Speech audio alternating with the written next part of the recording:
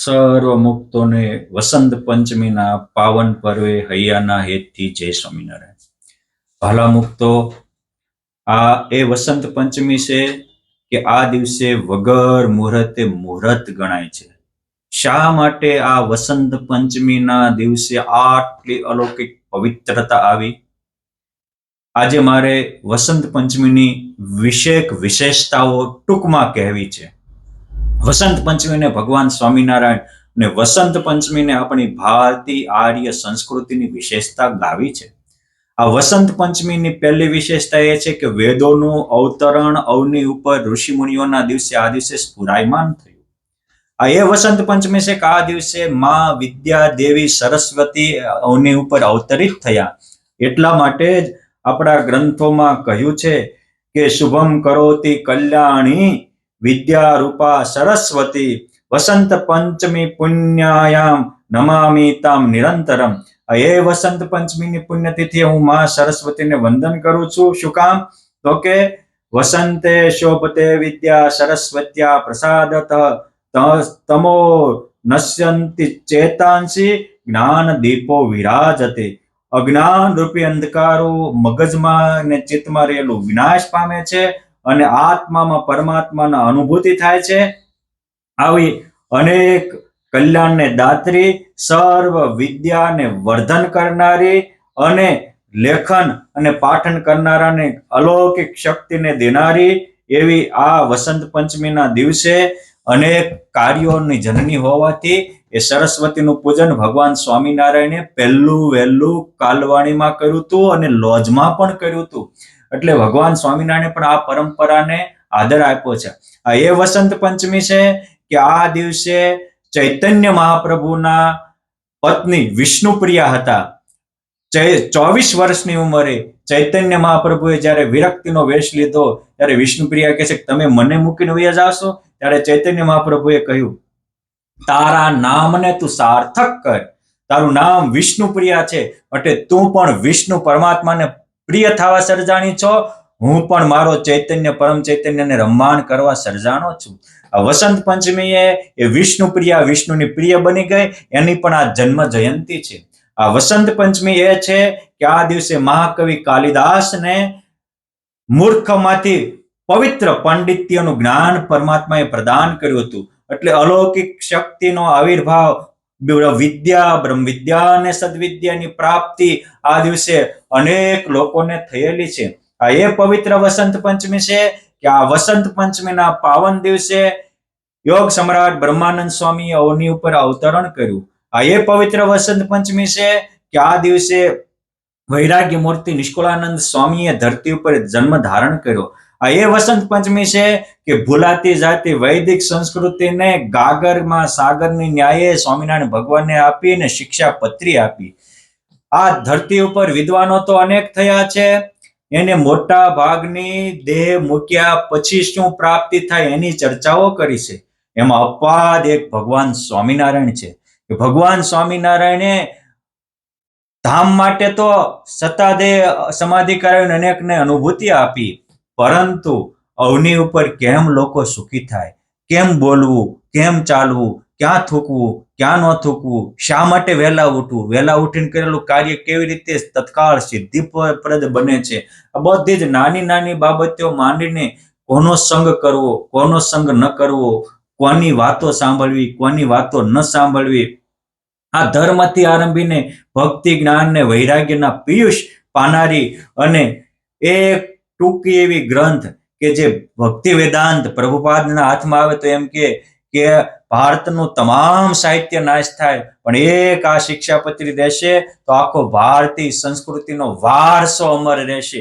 એવી આ શિક્ષાપત્રી ભગવાન સ્વામિનારાયણે વસંત પંચમીને દિવસે આપી. વસંત પંચમીની ચોથી વિશેષતા એ છે કે ભગવાન કૃષ્ણ ગીતામાં એવું કહ્યું કે માસાના માર્ગ શીર્ષોહમ ઋતુણામ કુસુમાકરઃ. કુસુમાકર એટલે વસંત. બધી જ ઋતુઓ છે પણ એમાં વસંત ઋતુ એ મારું સ્વરૂપ છે. કેમ? જે વસંત પંચમીને દિવસે કામ કરેલા કાર્યો આત્માને પરમાત્માની સિદ્ધિ અપાવે છે, લૌકિક અને અલૌકિક તમામ કામનાને પૂર્તિ કરે છે. એટલે એ દ્રષ્ટિએ પણ આ બહુ ચૈતન્ય મહાપ્રભુના સંપ્રદાયમાં, ગૌડી સંપ્રદાયમાં પણ વસંત પંચમીનું મહત્વ છે, સ્વામિનારાયણ સંપ્રદાયમાં પણ મહત્વ છે, વિદ્યા જગતમાં પણ મહત્વ છે.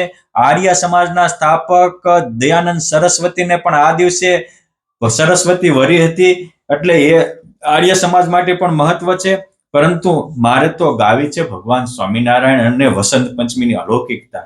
રામાનંદ સ્વામીએ લોજનો આશ્રમ પણ વસંત પંચમીએ સ્થાપ્યો હતો. ગુરુદેવ રામાનંદ સ્વામીએ કે જે બોલે ને બ્રહ્માંડો ડોલાવે, આવે એવાને તત્કાળ સમાધિ કરાવી, અલૌકિક અનુભૂતિ કરાવે.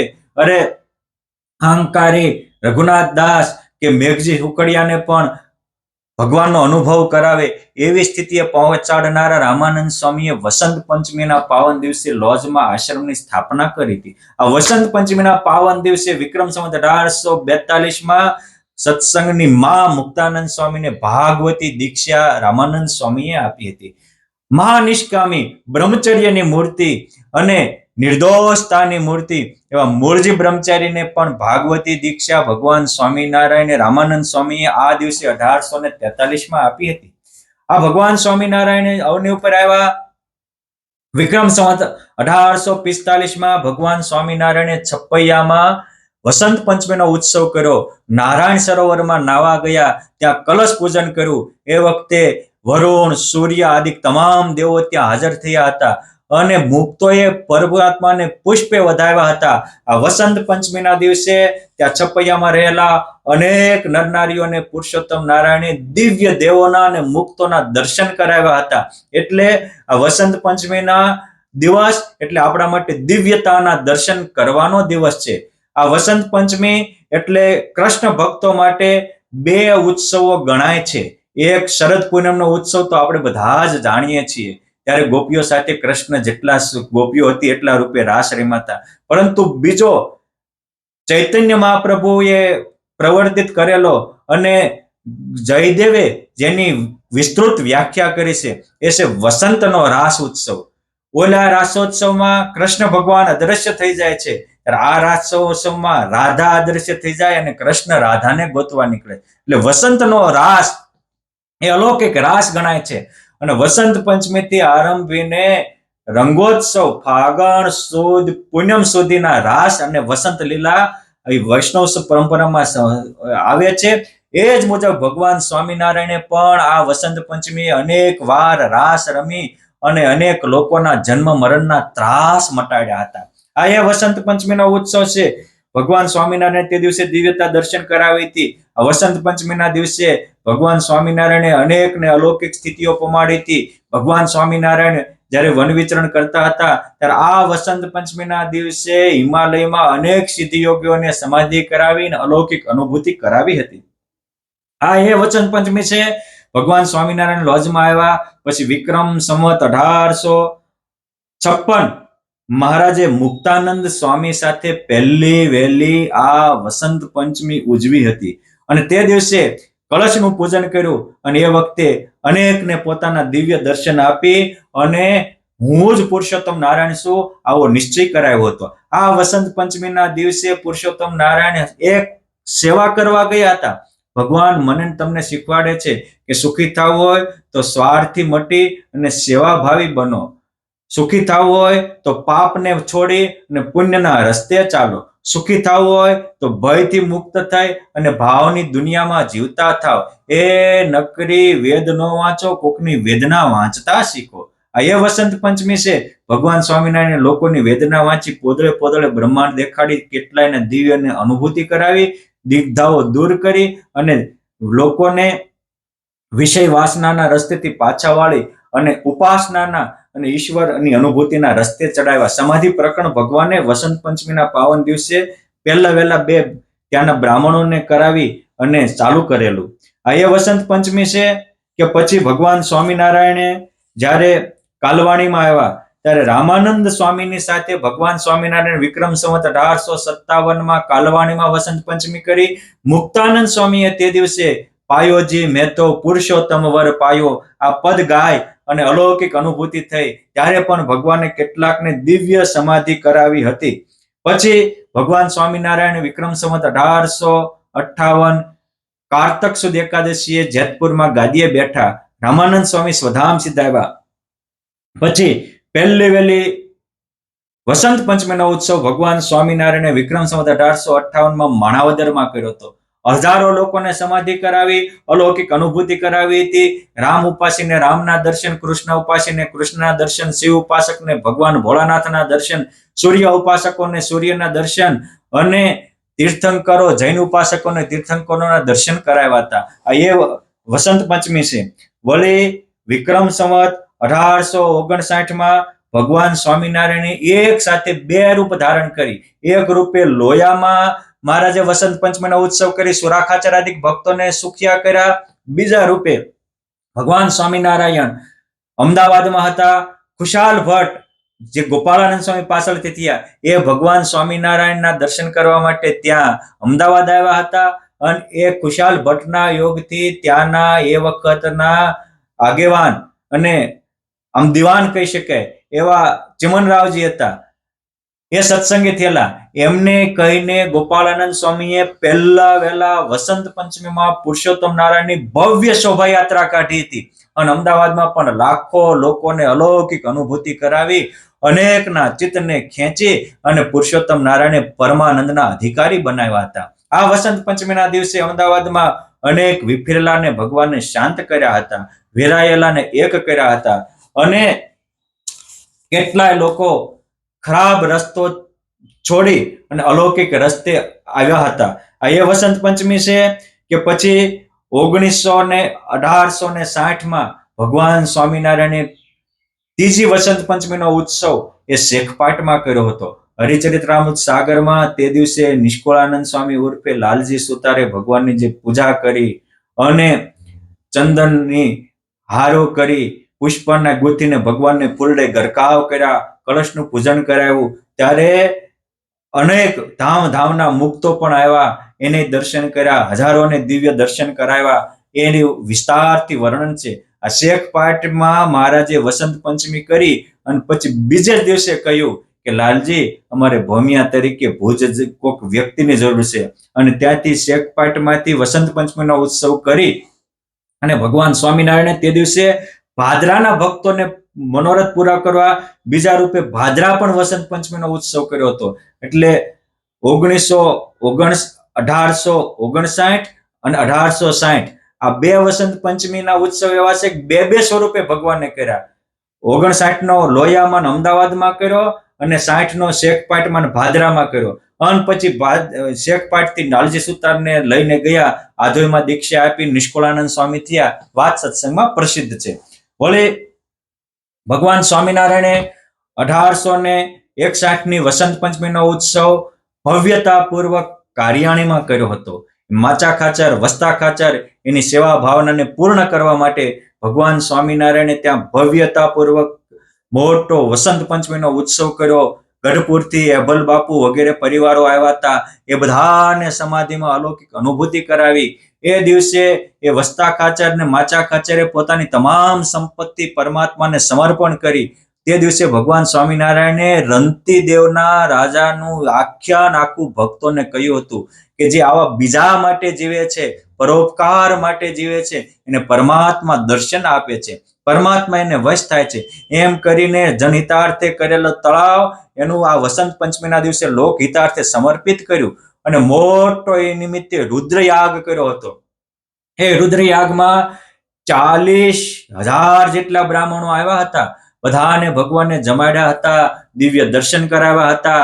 અને યજ્ઞમાં જ્યારે ઘી ખૂટ્યું ત્યારે ભગવાન સ્વામિનારાયણે સંકલ્પ કરી અને ખેડૂતોના ઘીના ભરેલા ગાડાઓ બોલાવી અને બધાને ઘીથી તૃપ્ત કર્યા હતા.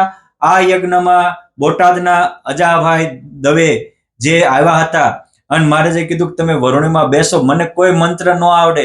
ત્યારે એ કીધું મહારાજે કે તમને શું આવડે? તો મને સ્વામિનારાયણ આવડે. ભગવાન કહે છે કે સ્વામિનારાયણ બોલ્યા એમાં 4 વેદ આવી ગયા. તમે સ્વામિનારાયણ મંત્ર બોલીને આહુતિ કરશો તો તમારી આહુતિ યજ્ઞનારાયણ સાક્ષાત સ્વીકારશે. એ વસંત પંચમી છે. આ દિવસે ભગવાન સ્વામિનારાયણ મંત્રનો પણ અલૌકિક મહિમા અજા દવેને સંભળાવ્યો હતો કે જેની 5મી પેઢીએ લોહાજના જીર્ણોદ્ધાર કરનારા રવિકંતા બાનો જન્મ થયો. આવી રીતે એક વસંત પંચમી ભગવાન સ્વામિનારાયણ માટે અને સંપ્રદાય માટે અલૌકિક લીલાના ખજાના રૂપ છે. વળી ભગવાન સ્વામિનારાયણ 1862 વસંત પંચમીનો ઉત્સવ ભુજમાં કર્યો હતો. ભુજમાં ભગવાન સ્વામિનારાયણ ઉત્સવ કર્યો ત્યારે અનેક લોકો આવ્યા હતા, એમને પણ સમાધિ કરાવી હતી. સ્વામિનારાયણ ભગવાનની સમાધિ સાચી છે કે ખોટી છે એ જોવા એક પરોક્ષના બાવાજી આવ્યા હતા અને ભગવાન સ્વામિનારાયણ સાથે કહેતા મને આવડે છે, પણ થોડી વાર સમાધિમાં બેઠા અને ભગવાને જે નાડી પ્રાણ ખેંચ્યા હતા ઉભો થઈને ભાગી ગયા, હાલો હાલો મારે આ કરવાનું તે કરવાનું. પરંતુ આ દિવસે ભગવાન સ્વામિનારાયણે એ ભુજના ભગવાનજી સુતાર હોય, રાણબામાં હોય, સેજકુંવરબા હોય વગેરેને પણ અલૌકિક દર્શન દઈ અને પોતાનો નિશ્ચય કરી પોતાના સ્વરૂપમાં સ્થાપ્યા હતા. આ રીતે 1862 ભવ્યતાપૂર્વક ભુજમાં ભગવાને વસંત પંચમીનો ઉત્સવ કર્યો હતો. પછી 1863, 64 અને 65 આ 3 વસંત પંચમીના ઉત્સવ ભગવાન સ્વામિનારાયણ ગઢપુરમાં કર્યા હતા. વસંત પંચમીના દિવસે ભગવાને બધાને અબીલ ગુલાલ ઉડાડીને રંગે રમાડ્યા હતા, રાસ પણ કર્યા હતા અને મોટીબા લાડુબા તરફથી રસોઈ હતી તો પુરુષોત્તમ નારાયણ પીરસવા પધાર્યા હતા. આ વસંત પંચમીમાં 66ની વસંત પંચમીના દિવસે ભગવાન સ્વામિનારાયણે ભગવદાનંદ સ્વામી વગેરે અનેકને દીક્ષા આપીને પરમહંસ કર્યા હતા.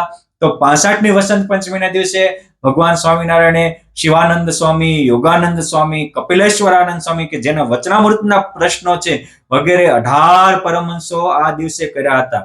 એટલે કે આ વસંત પંચમી એ પરમહંસોની દીક્ષાની તિથિ પણ હતી અને મોટા ઉત્સવની તિથિ પણ હતી. વળી બહુ પ્રસિદ્ધ બાબત છે કે 1866નો જ્યારે મહારાજે વસંત પંચમીનો ઉત્સવ કર્યો એ વખતે ભુજના ભક્તોએ આવીને પ્રાર્થના કરી કે પ્રભુ અમારે ત્યાં પધારો. જુનાગઢના ભક્તોએ પ્રાર્થના કરી અમારે ત્યાં પધારો. પછી ભગવાન સ્વામિનારાયણે એ વર્ષે રંગોત્સવ ભુજમાં પણ કર્યો હતો અને જુનાગઢમાં પણ કર્યો હતો, પણ એની પ્રાર્થના વસંત પંચમીના દિવસે થઈ હતી.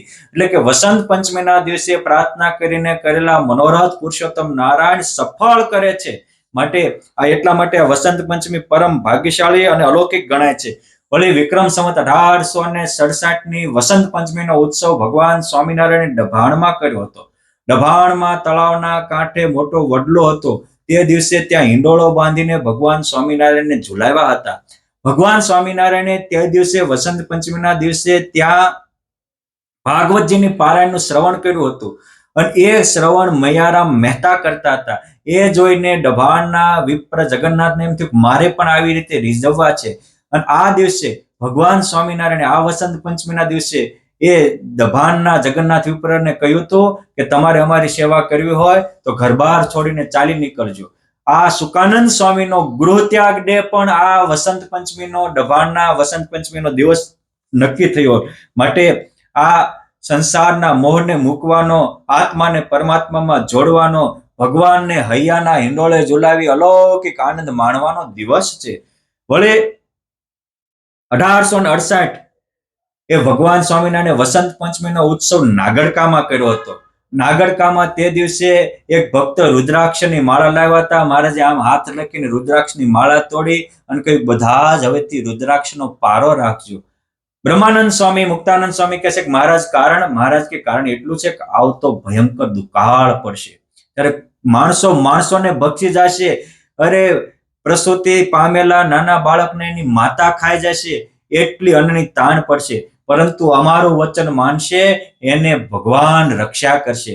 એમ કરીને રુદ્રાક્ષ માળા આપી અને ભગવાને વિષ્ણુ સાથે શિવનો આદર કરાવી પોતાના સત્સંગીને કહ્યું કે શિવજી પ્રત્યે પણ એવી શ્રદ્ધા ભાવના રાખજો.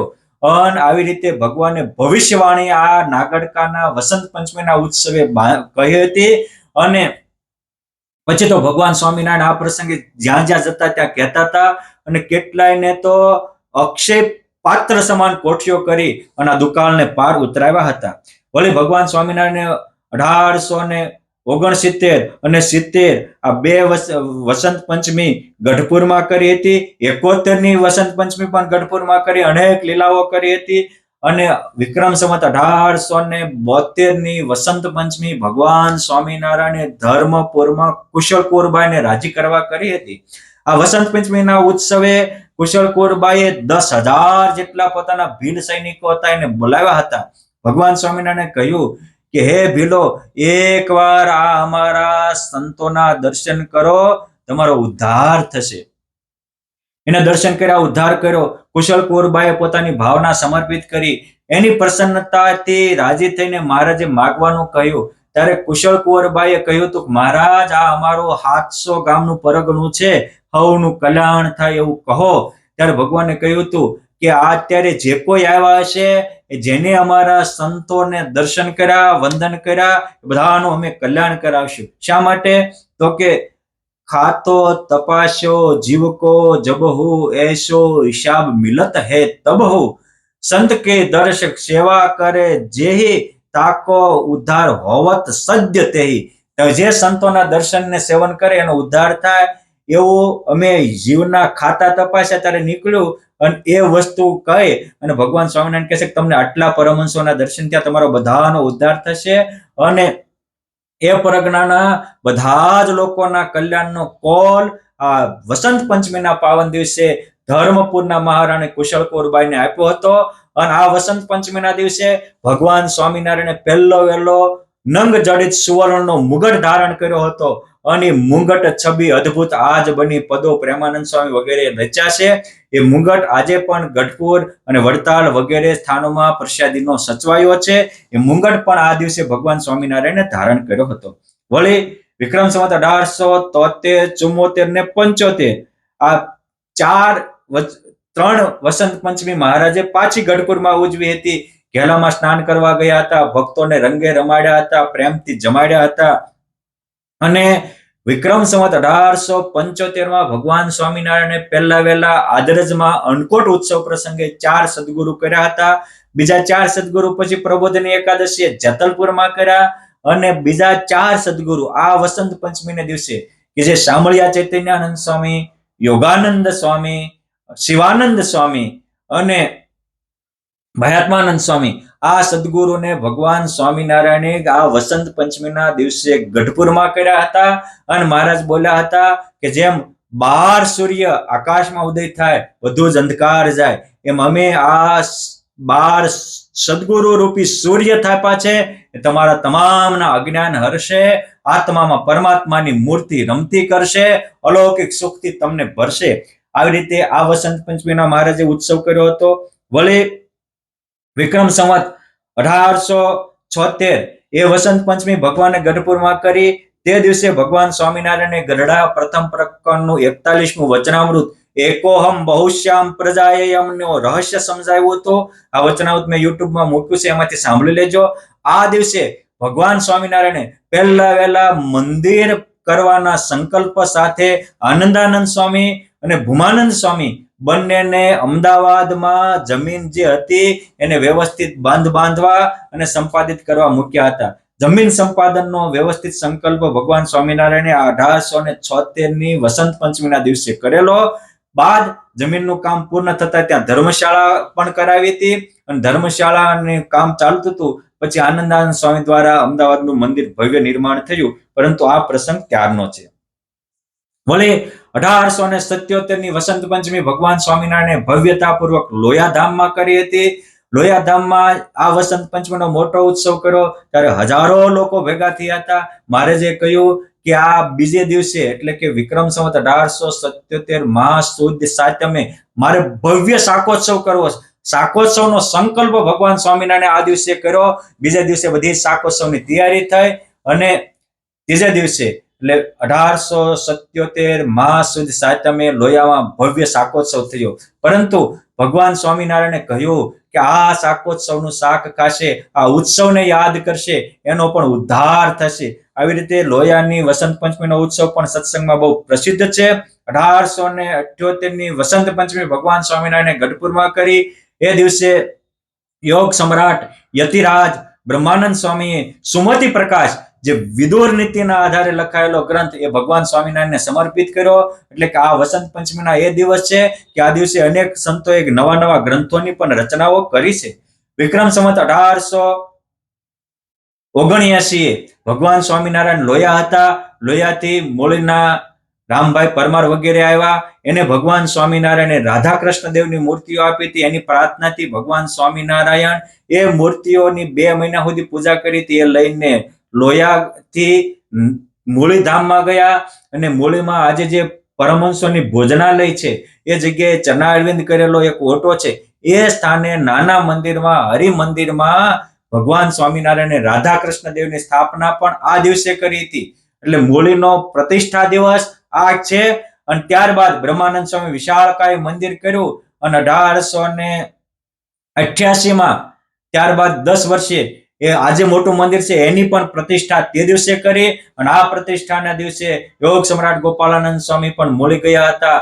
લાખો લોકો આવ્યા હતા, અનાજ અખૂટ થયું હતું અને પ્રતિષ્ઠા વખતે અનેકને દિવ્ય દર્શન થયા હતા વગેરે અનેક પ્રસંગો આ વસંત પંચમીના પાવન દિવસે સ્વામિનારાયણ સંપ્રદાય સાથે જોડાયેલા છે. વળી 1880 એ વસંત પંચમી ભગવાન સ્વામિનારાયણ સુંદરિયાણામાં કરી. સુંદરિયાણાના હિમરાજ છે સત્સંગી થયા ત્યારે જ્ઞાતિ બંધુઓએ બહુ ઉપાધિ કરી હતી અને એ ધામમાં ગયા તો એમના 12માના દિવસે કંઠી તોડાવી નાખો તો જમવા આવી પ્રતિજ્ઞા લીધી. ત્યારે એમના દીકરા વનાશા, પૂજાશા, જેઠાશાએ માતા સાથે સત્સંગ રાખ્યો અને કહ્યું કે અમારા સાચા સગા સાચા સંબંધી તો મહારાજ ને મુક્તો સંતો ભક્તો છે. મહારાજને એમના ભત્રીજા પિતાંબર વગેરેને તેડવા મોકલ્યા. મહારાજ આ એક ભક્તના લાજ વધારવા માટે સુંદરિયાણા આવ્યા. ભવ્ય વસંત પંચમીનો ઉત્સવ કર્યો, હજારોને સમાધિ કરાવી, રાસ રમ્યા અને અનેક બિન સત્સંગીને સત્સંગી કરી સુંદરિયાણાને ઇતિહાસમાં અમર બનાવ્યું. એ વસંત પંચમીનો દિવસ છે. 81નો વસંત પંચમીનો દિવસ ભગવાન સ્વામિનારાયણે સુરતના ભક્તોને રાજી કરીને ગઢપુર આવીને કર્યો હતો. પરંતુ પાછો 82નો વસંત પંચમીનો ઉત્સવ તો બાપ મારા તમારા બધા માટે અમર ગાથા ગાતો બની ગયો. શા માટે અમર ગાથા ગાતો બન્યો? આ દિવસે ભગવાન સ્વામિનારાયણે માત્ર સ્વામિનારાયણ સંપ્રદાય માટે જ નહીં, આખા વિશ્વના કલ્યાણ માટે, સર્વ જીવને હિત કરવા માટે શિક્ષાપત્રીનું ભેટ આ દિવસે ભગવાને આપ્યું હતું. અને એટલે જ આ વસંત પંચમી સ્વામિનારાયણ સંપ્રદાય માટે અલૌકિક ગણાય છે. વસંત પંચમીના આજે દ્વિશતાબ્દી ઉત્સવ અનેક જગ્યાએ ઉજવાઈ રહ્યા છે. કેન્દ્ર સ્થાનમાં પણ સત્સંગ મહાસભાના પ્રમુખ એવા પૂજ્યપાદ નરોત્તમ પ્રકાશ દાસજી સ્વામીએ પણ વસંત પંચમીનો ઉત્સવ એ તિથિએ કર્યો અને સંપ્રદાયની અલૌકિક લાજ વધારી છે. વળી 1883નો વસંત પંચમીનો ઉત્સવ ભગવાન સ્વામિનારાયણે ગઢપુરમાં કર્યો અને એ દિવસે સંપ્રદાયના વ્યવહારિક બંધારણને ઘડતો દેશ વિભાગનો લેખ સુકાનંદ સ્વામી પાસે ભગવાન સ્વામિનારાયણે 1883માં લખાવ્યો હતો. આ રીતે એક એક ભગવાન સ્વામિનારાયણે કરેલી વસંત પંચમીઓ અને તે દિવસના અલૌકિક દર્શનો સંપ્રદાય માટે અલૌકિક છે. પછી 83, 84, 85 ને 86 આ ચારેય વસંત પંચમી ભગવાન સ્વામિનારાયણે ગઢપુરમાં જ કરી હતી. અને ગઢપુરમાં ભગવાન સ્વામિનારાયણ 1885માં તો ગઢડા અંત્ય પ્રકરણનું 32મું વચનામૃત સંબોધેલું છે. વળી ભગવાન સ્વામિનારાયણ ધામમાં ગયા અને 1887માં પહેલું વહેલું હરિમંદિર ગોપાળાનંદ સ્વામીએ વડોદરામાં નિર્માણ કર્યું હતું. ત્યારબાદ 1888માં બ્રહ્માનંદ સ્વામીએ મૂળનું મંદિર તૈયાર કર્યું. ત્યાં હરિકૃષ્ણ મહારાજને દેવોની ભવ્યતાપૂર્વક સ્થાપના થઈ. એ જ રીતે ભગવાન સ્વામિનારાયણની આજ્ઞા મુજબ 1888માં ધોલેરા ધામમાં પણ હરિકૃષ્ણ મહારાજની સ્થાપના થઈ અને સર્વત્ર જય જયકાર થયો હતો. અને એ દિવસે આ થાપુ એનું અલૌકિક અનુભૂતિ ગોપાળાનંદ સ્વામીએ સમાધિ કરાવીને કેટલાય ભક્તોને પણ કરાવી હતી. માટે આવી અનેક તિથિઓ અનેક ઉત્સવોને પ્રેરણા કરતી આ વસંત પંચમી મારા ને તમારા જીવનમાં પણ અલૌકિક વસંતના વાયરા ભાઈ, આપણામાં પણ રાગ દ્વેષના દ્વંદ્વો દૂર થાય. આ વસંત પંચમીના દિવસે રાધાને ગોતતા કૃષ્ણ અતિ રીડા એટલે એનું અંગ પીળું પડી ગયું. એટલે ત્યારથી આપણી પરંપરા મુજબ આ દિવસે પીળા પિતાંબરો પરમાત્માને ધારવાનો એક અલૌકિક પરંપરા છે. આજે ભગવાન પીળા વસ્ત્રો ધારણ કરે અને અલૌકિક પ્રેમની ગાથા જગાવે છે. મારા અને તમારા હૃદયમાં પણ પરમાત્મા પ્રત્યેનો અલૌકિક પ્રેમ જાગૃત થાય અને ભગવાને આ વસંત પંચમીએ જેમ બધાના મનોરથ પૂર્ણ કર્યા એમ મારા ને તમારા પણ બધા જ મનોરથ પૂર્ણ કરે એ પરમ કૃપાળુ પરમાત્મા સર્વ મુક્તો દેવો ઈશ્વરોના પાવન ચરણોમાં પ્રાર્થના. જય સ્વામિનારાયણ.